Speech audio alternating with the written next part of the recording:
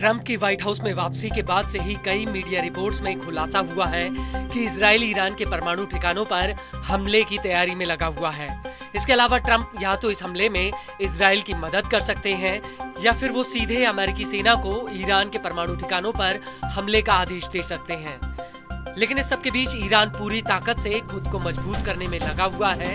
Iran ने हाल ही में back to back कई युद्धाभ्यास किए हैं, जिसमें उसने अमेरिका को दो टूक कह दिया है कि वो हर हमले का मुंह तोड़ जवाब देगा। और इन्हीं मिलिट्री ड्रिल के दौरान ईरानी सेना को 1000 से ज्यादा घातक ड्रोन्स की डिलीवरी मिल गई है।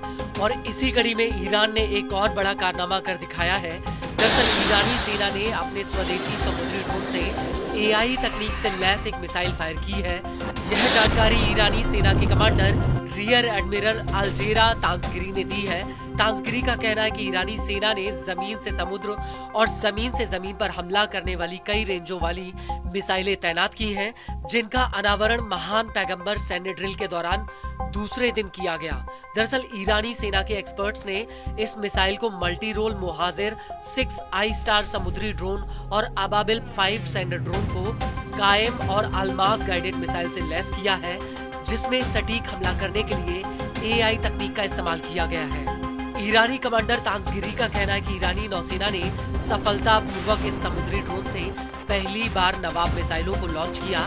इस मिसाइल से शाहिद सुलेमानी गश्ती लड़ाकू जहाज को हवाई सुरक्षा प्रदान की गई। तांसगिरी का कहना है कि ईरानी नौसेना क्रूज और बैलिस्टिक मिसाइलों के साथ साथ कद्र मिसाइल के अपग्रेडेड वर्जन को भी तैनात किया है, जिसकी इलेक्ट्रॉनिक वॉरफेयर सिस्टम का मुकाबला करने के लिए रेंज और सटीकता बढ़ाई गई है।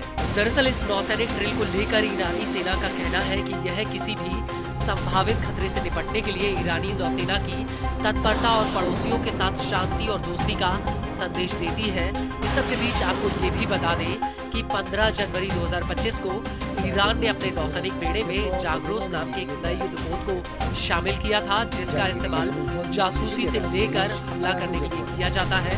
ईरानी सेना का दावा है कि जहाज में इलेक्ट्रॉनिक सेंसर लगे हैं जो ट्रैकिंग, निगरानी और अन्य ऑपरेशंस में सक्षम है।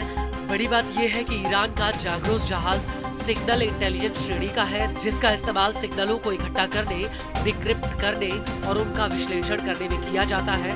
और गौर करने वाली बात यह है कि गाजा और लेबनान में युद्ध विराम के बाद से ही ईरानी सेना लगातार अपनी सैन्य ताकत को बढ़ाने में लगी हुई है।